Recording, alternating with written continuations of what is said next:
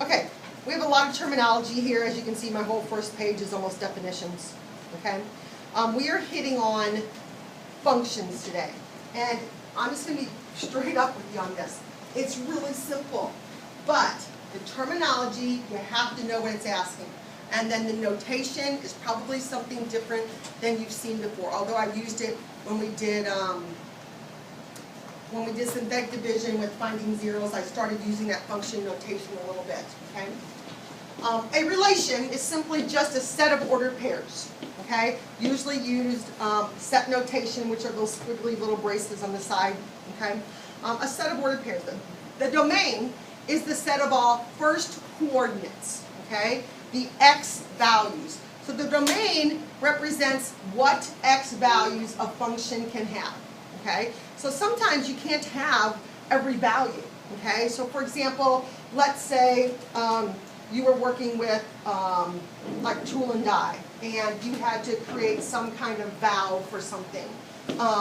And water had to flow through this valve at a certain rate. So in order for it to flow at a certain rate, it could only be a certain amount of size. The diameter of the hole or the part that it flowed through could be, it had to be so big, but it can be too big. Okay? That would be like a domain. What can it be? What can it not be? Okay? So that's how that would be described, something like that. The range is the set of all y coordinates, the second coordinates in your ordered pairs. Basically, a range on a graph would tell you how high and low does the graph go. Okay? You'll do a lot of this in your next algebra class, domain and range things. Okay? A mapping diagram is simply a diagram showing how each element of the domain is paired with each element of the range. You've probably seen a mapping diagram before. Can't be 100% sure about that though. A function is a relation in which each element of the domain is paired with exactly one element of the range. To remember this very simply, instead of knowing that definition, just know that x cannot repeat. That's key. So for a function, x cannot repeat. If you can just remember that, you don't have to remember the definition. We're going to use something called the vertical line test. And the vertical line test is a test used to determine if a graph is a function. So just by looking at a graph, you want to know if it's a function, yes or no, without doing any work. And you determine that by saying if any one vertical line drawn through the graph crosses the graph in more than one point, it's not a function. Okay? So that's just a rule, you memorize that. Okay? So, some terminology, that's important. But the work that we do for these is really pretty quick and simple. I would call a lot of this what some math people use the words plug and chug. You're going to plug numbers in and get an answer. Okay? A lot of this can be done either mentally or directly in your calculator. Okay? There's really not partial credit for the plug and chug part. It's either you got it or you didn't get it. So, okay? All right. So here's the kind of questions you're going to see about functions. Here I have a relation, 5, 4, 3, 0, -9, -7. I want to know the domain. The domain, remember, is just the x's. So my domain is 5, 3, and -9. I am not particular about the order. Unless you want to make it numerical, you can.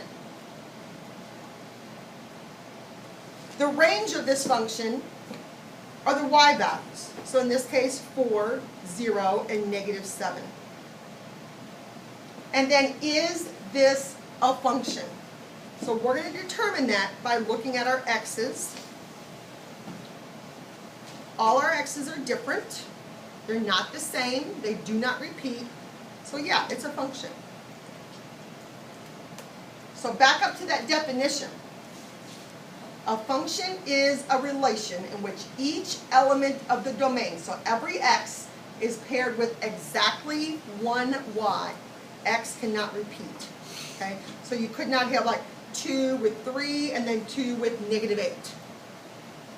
Like this next one. My domain, my x values, so 2, -7, and 3. 2 repeats again, so I don't have to write it again. my range, my y values, 10, 1, -6, and -8. And then is it a function? I look at all my x's. X repeats,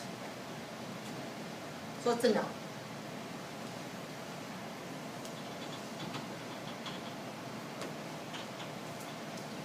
Okay, again, that's memorization. That's not, there's no work to do, no calculations to do. You have to know what domain is. You have to know the definition of range, and you've got to be able to look at it with your definition of function to be able to say yes or no, okay? All right, mapping diagrams. Given the mapping diagram, I want you to list the ordered pairs associated with it and determine if it is a function. So, the one on the left, obviously the arrows show you how the pairings go. So the one on the left is -4, 2,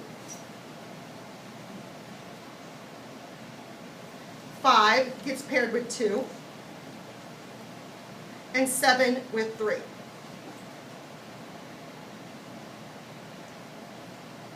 So, using my arrows, -4 with 2, 5 with 2, 7 with 3. These are my ordered pairs for the relation. Forgot my closing parentheses.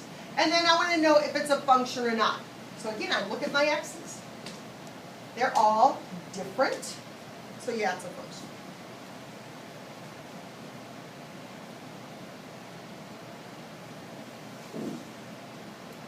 On my next one, follow my arrows. 0 over to -9, so 0, I mean +9, 0, 9. 5 goes to -8, 5, -8. 3, -8. And 3, 11.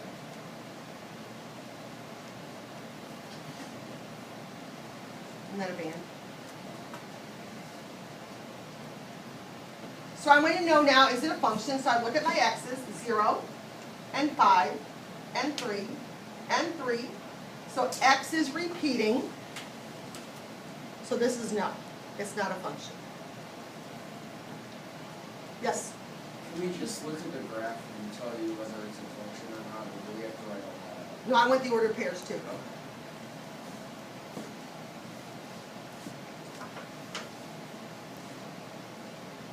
Okay, question there?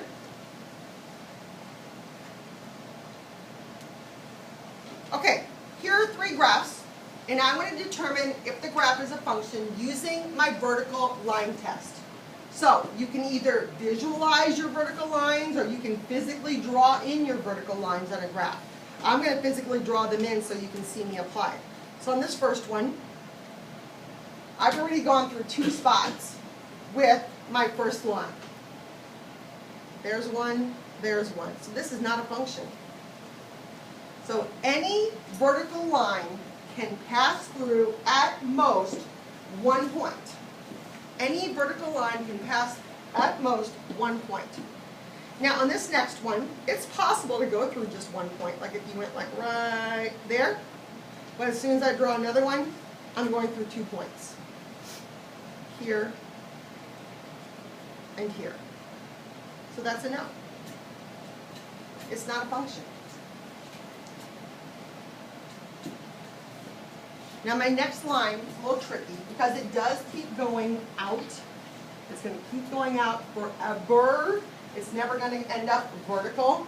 So when I draw my vertical lines, I'm hitting 1 point, 1, 1 point, 1 point, 1 forever. I'm never going to hit 2. So yeah, it's a function. So, either visually, you don't have to physically draw the vertical lines. Picture all the vertical lines that can be drawn, and if any one of them will hit 2 points on the graph, that makes it a no. Because think about what it looks like then. That would be like the point -1, it's not quite 2, but we'll pretend. -1, 2, -1, -2. So my x repeats. So if it goes through more than 1 point, not a function.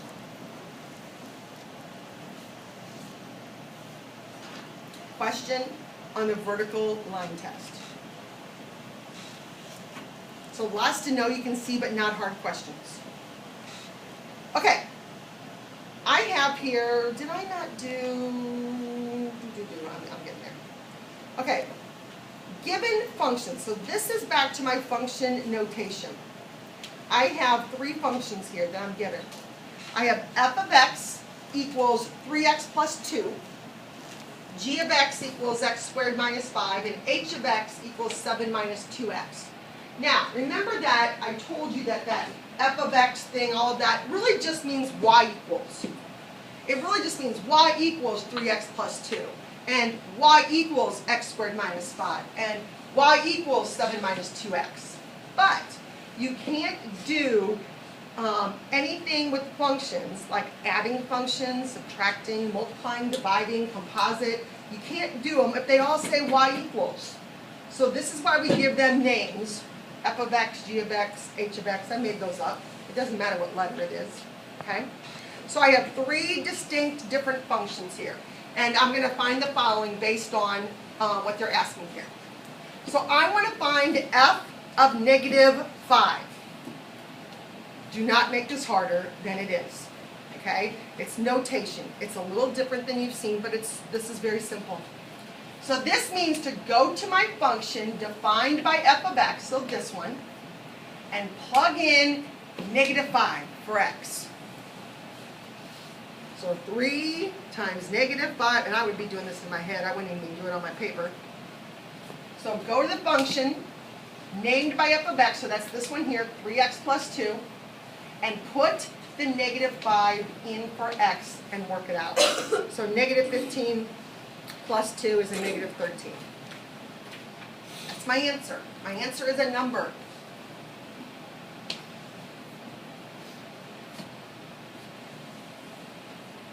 G of negative 4 means go to my function defined by, or named by, sorry, g of x, so that's this one here.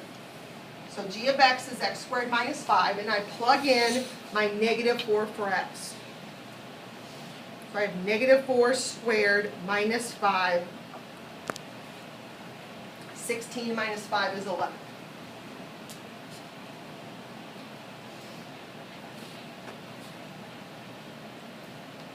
H of negative 6 means go to my function named by h of x, so that's this one here, 7 minus 2x, and plug in negative 6. So that's going to be 7 plus 12, 19.